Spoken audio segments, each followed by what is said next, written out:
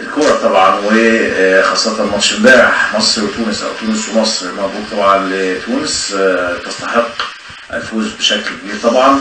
وقبل ما يستحق الفوز نشكر كل اخواتنا التوانسه واتحاد الكورة التونسي والجمهور وكل من هناك. الناس بصراحة ناس كانت كما يجب ان يكون الاشقاء، بجد حاجة رائعة في الاستقبال، في الضيافة، في كل حاجة. مفيش حاجة بصراحة كانت الناس يعني عايشاها او عاملاها غير بتعملها باحسن وبود وحب رهيب. طبعا نشكر استاذ وديع رئيس الاتحاد وكل القائمين على الكره التونسيه والاخوه الاشقاء، لان فعلا بتحس ان انت في بلدك التاني بجد. كل حاجه مجابه، كل حاجه موجوده، الناس بتساعدك من قلبها، تحس انهم مش دماغهم حتى لو هيخسروا مش فارقه. بصراحه حاجه رائعه وشعب جميل وشعب محترم. الشعب التونسي ليه كل احترام وتقدير. وامبارح الجمهور حتى كان يعني يشجع بشكل محترم جدا جدا، وشجع فريق بشكل محترم جدا جدا. لكن خلينا نرجع، وطبعا عايز يبعت لنا على رسائلنا 8802، عايز يبعت رساله يقول لنا رايه ايه في ماتش امبارح، وشايف ايه اللي ينقص المنتخب المصري امبارح تحديدا يعني. واللي عايز يكلمنا برضه على 3835 النهارده. خلي الناس تكلمنا يقولوا لنا شافوا الماتش ازاي، ايه ابرز العيوب، ويمكن امبارح كان في عيوب كتير طبعا، وايه الحاجات اللي احنا لازم نعملها الفتره الجايه. انا دايما بحب ابقى متفائل، دايما احب ابص الكوب او نص الكوبايه المليان. طبعا من امبارح بالليل لغايه النهارده انا بقرا ناس بتتكلم، نقاد، محللين، جمهور عادي. الناس كلها طبعا مش راضيه عن الاداء، مش راضيه عن النتيجه. حقهم طبعا، الاداء سيء جدا، النتيجه طبعا مش جيده. كل شيء انا شايف ان مباراه امبارح هي الاسوأ يمكن في حقبه كوبر. يعني ما لعبش ماتش بهذا السوء قبل كده، وارد انك تلعب وحش، المهم نتعلم من الاخطاء. اعتقد ماتش امبارح هو درس قاسي ومهم ومهم جدا جدا لمستر كوبر عشان يحط ايده على بعض الامور. يمكن الطريقه اللي كوبر بيلعب بيها طريقه دايما بيدافع او فيها تحفظ شويه، ولكن دايما بنشوف حلاوتها، احنا دايما بنكسب. فدايما الامور بتمشي في صالح اللي كوبر بيفكر فيه، بالشكل اللي بيفكر بيه. ان هو يبقى دايما مستني لعيب، مستني الفرقه اللي قدامه، مستني لغايه لما بياخد المساحه اللي حوالين او اللي بتتوجد في المدافعين، في خلف المدافعين، ويشتغل عليها ويجيب اهداف. عشان كده دايما كنا بنشوف ان الموضوع ده ليه ايجابياته. امبارح شفنا سلبياته، ان انت لو بقى ما جبتش جول فهيبان ان انت ما بتهاجمش، هيبان ان انت ما عندكش انياب هجوميه.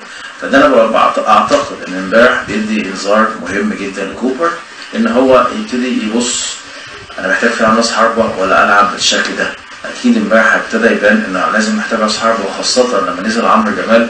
يمكن عمرو لعب تلت ساعه، لكن مثلا هقول لكم في التلت ساعه استلم الكوره بقى 5 مرات بدماغه. احنا لغايه ما عمرو نزل مفيش ولا كوره خدها كهربا بدماغه مثلا. كهربا انا شايف ان في المكان ده ممكن يمشي، لو الفرقه بتهاجم هيبقى كهربا كويس جدا في مكان راس حربه، لكن احنا اذا المنتخب ما بيهاجمش او بيلعب كرات طويله، وبالتالي محتاج حد يكون بيعرف يلعب بدماغه. لما عمرو نزل شويه هتلاقي انه كهربا استلم في 3-4 دقائق 3-4 كور، ما استلمهمش طول الماتش، لان في واحد عمرو بيطلع بدماغه بيحطها، بيمسكها، بيستلمها، بيكمل وراه كهربا، بيكمل صلاح، بيكمل مصطفى فتحي.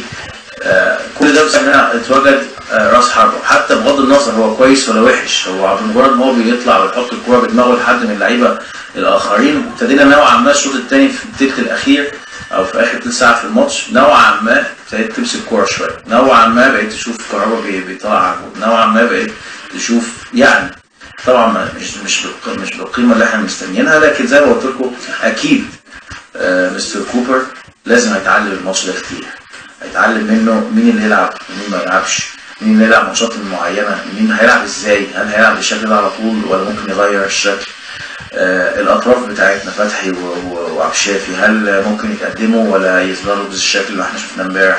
الاثنين ديفندرز هل هم هدفهم ان هم يقفوا الاثنين ورا ولا ممكن واحد يزيد وواحد يقف.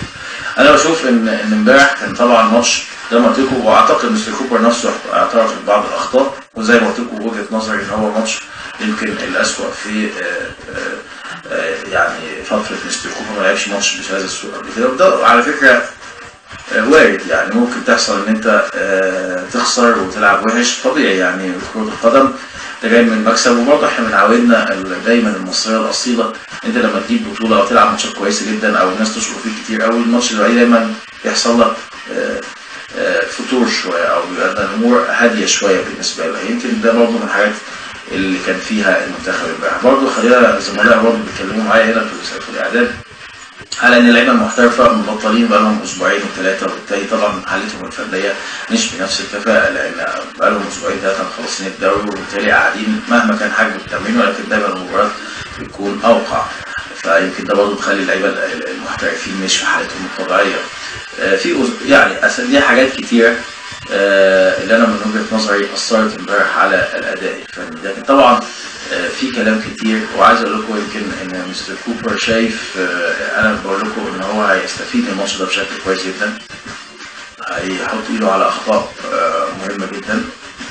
دايما الفوز بيخلي ممكن يفتكر ان كل حاجه كويسه، لكن لما يحصل هزيمه بيبتدي يبان ايه اللي وحش في الفرقه، او ايه اللي مش كويس، او ايه اللي ما ينفعش، او الطريقه دي هتنفع ولا لا بشكل معين.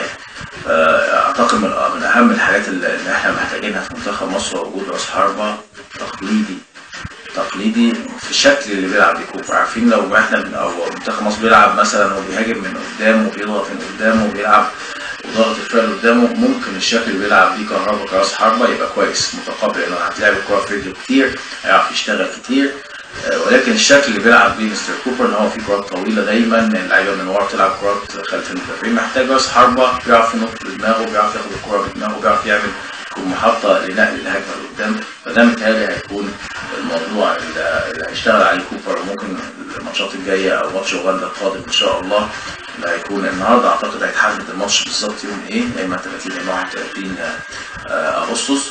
اعتقد الماتش ده هيكون يعني كويس ان احنا خدنا الضربه دي قبل ماتش اوغندا عشان نفوق وعشان نصحح من اخطائنا ونشوف ايه النواقص اللي موجوده في الفريق.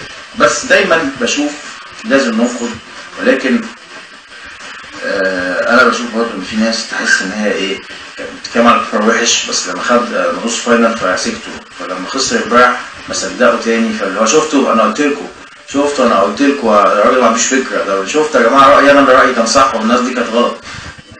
الراجل غلط تاني افريقيا يا جماعه، بس يعني لعب ماتش وحش وكلنا اجمعنا، بس مش مع يعني نهدى شويه. ناس عايزه تقول لك يمشي، ناس يقول لك يا جماعه جيبوا لنا مدير فني تاني، وناس يقول لك ما اعرفش. يعني احنا نقرر طبعا كل الناس ان الماتش امبارح سيء والماتش امبارح ما كانش كويس، ولكن